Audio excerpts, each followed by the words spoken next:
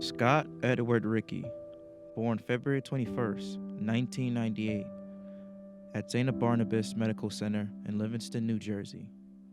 He was the youngest out of four siblings with two older brothers and an older sister, David, Stephen, and Jenna. He was born at a regular weight of 7 pounds, but his body had a slight dysorient. So the birth defect that I have is called Vatar Syndrome. It's like an acronym. I'm not sure what all the letters mean, but the first V in Vatar is for vertebrae. I have scoliosis in my back and I have two fused neck vertebrae for stockier neck. The AR is absent radius. So in my hand, I'm missing my radius bone, and the pin of my hand sideways is from the ulna. So I have one bone going up through my whole arm instead of regular would just have two. Vatar syndrome refers to several birth defects that frequently occur in conditions with each other, in which each letter of the word stands for the areas of the body affected by this defect.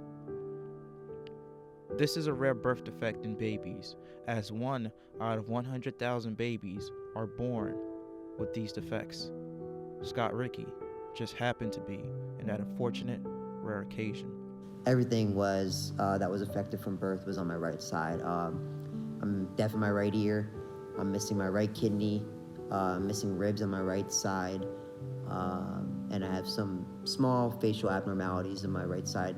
Not too noticeable, but besides that, I'm just a normal human being. Up to 80% of people with Vatar syndrome have defects in bone development, and which causes missing bones in spines, abnormal shaped bones, or bones that are fused together. Growing up in Jackson, New Jersey, Scott Ricci was a big fan of sports. He always loved baseball, football, and hockey, but baseball was his true passion.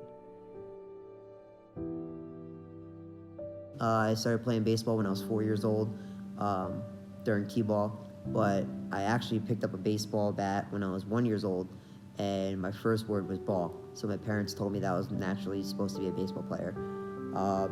From the start, I was a lefty. I never had to deal with throwing my right hand. I always picked everything up from the left hand, threw lefty from the start.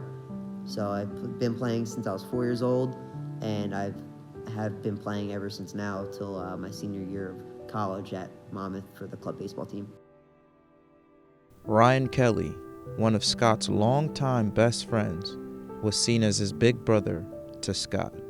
Knowing each other since they were 8, the two have a bond that goes deeper than most brothers have, and a love that stems from the game of baseball, starting in Little League. I think baseball's the thing that definitely brought us together at first.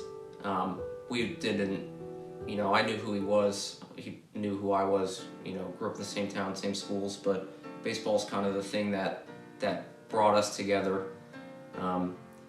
We actually played the same position too, and he both played second, and I had to catch because he had to play second. But just somebody on the field that you really knew was gonna give it their all every time. I don't know his mindset while playing, but definitely always playing with a chip on his shoulder, playing with something to prove. And irregardless of his own disability, I think he'd be like that even if it wasn't that way. But just somebody that was always trying their hardest, really cared about winning, was really passionate about the game, always wanted to see always had his teammates back, always wanted his teammates to succeed. A real team player on the team, somebody that everybody gravitated towards, always a leader on the team, a big voice, and that's really important, especially in baseball, to have somebody that you can know is always going to be there to support you, whether it's congratulating you on a important player, big hit, or to pick you up when you make an error, you strike out in a big spot or something like that. So always somebody who has everybody else's back, and the same always went for him. Everybody always had his back. From my experience and even the way I look at it is kind of a little brother mentality, and just because I'm older than him, but nobody ever messed with him because everybody knew that they couldn't. They had no reason to. Everybody was always there for him, and he was always, there was never a reason to get on him. He was always putting out 100%. Just an exemplary player, always putting out the effort, which is you can't say about everybody. A lot of people like to dog it and think they're better than they are, but just having somebody on a team that you always know is going to put that effort out is so important, not in terms of just winning games, but also in terms of gaining the respect of your peers, which he definitely always had. I've gotten a lot of coaches on other teams, players on other teams that will walk up to me and say that he's a very good player, and that's really not what they expected and everything, obviously. But it's impressive to watch, and he's one of the fastest people I've ever seen. I don't think people looked at me differently from a sports aspect. I think it may have turned heads. Like I said, when I walk out onto the field and cross over that white chalk foul line, definitely I could see people looking at me from the third base side whenever I'm taking infield, outfield. With me having to switch the glove from being a righty, having to throw with my left hand, I switch the glove, put it under my arm, and throw with my left hand. Nobody ever really looked at me differently because, like I said, sports has been my outlet. So everybody just realizes that I'm a normal guy when they see me field the ground ball and turn a double play. Doesn't really turn heads, but people just think it's interesting and think it's pretty cool, honestly. I don't think I was ever bullied. I've definitely had my friends pick on me, but it wasn't physically for my disability. But I was never a kid that was bullied because of my disability. And like I said, because of sports, everybody knew that Scott Ricci was able to do what we were able to do, and he was never one to shy away from giving him an attempt. Even if I failed, I would still try it again. Nobody ever really bullied me because they thought I was different. Because I wasn't different. I was able to do what everybody else could do. They could tie their shoes, I could tie my shoes. They play football, I'd go play football. Backyard football, I'd play baseball. If they play baseball, I could play baseball. Anything they could do, I could do it too. And that's why I feel like nobody ever really bullied me. Through his undying love and support from his family, friends, and loved ones, Scott has always had a positive attitude towards everything. The main relationship is between him and his father. Their relationship stems from both of them being longtime sports fans. A natural bond between a father and a son.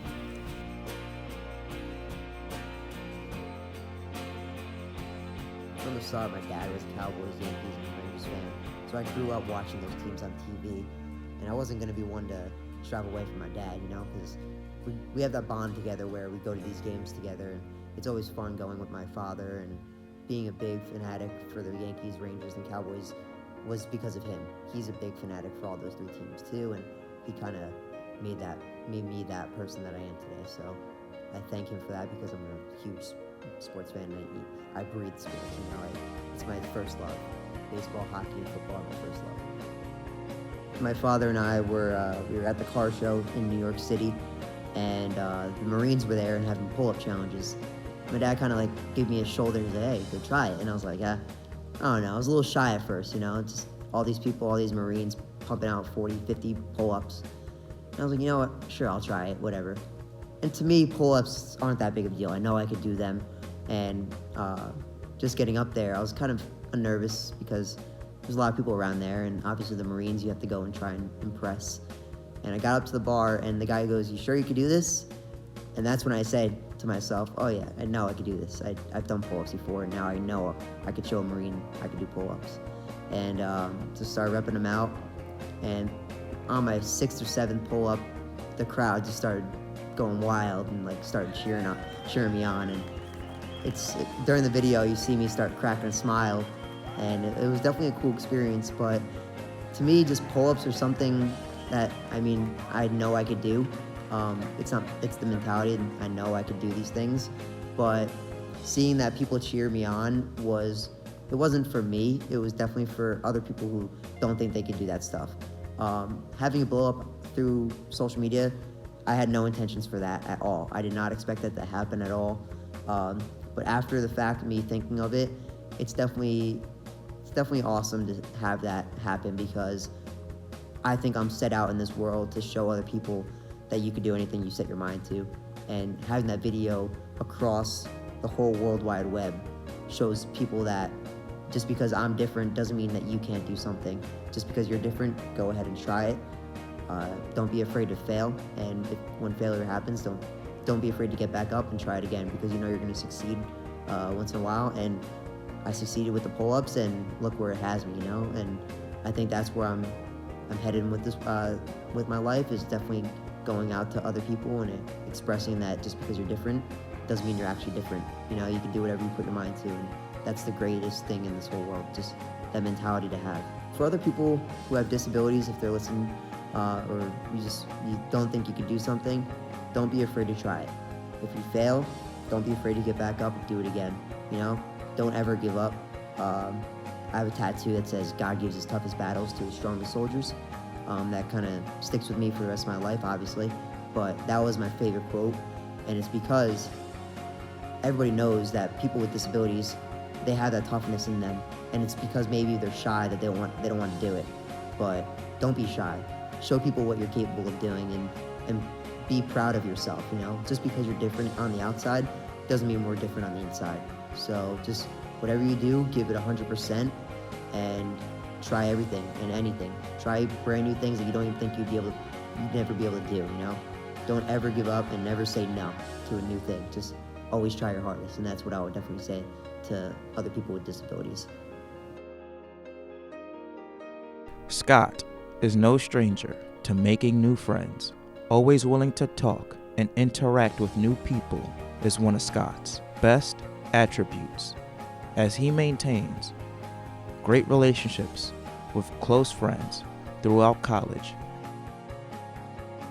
I have a couple friends. I have Worrells, my roommate from freshman year, Joe Sapienza, Alex Rodriguez, not the baseball player. And that's pretty much it. Like I said before, a small circle is really all you need. Those are my best 3 friends. I made them my freshman year, and I've been with them ever since. And I hope that after we graduate, we'll still keep in touch and definitely be in touch for the rest of our lives, because they say that the friends you make in college are the friends that stay with you for the rest of your life. And I really hope so. I really hope that's true. He is now on track to graduate in 2020 with a major in political science and a minor in sports broadcasting from Monmouth University.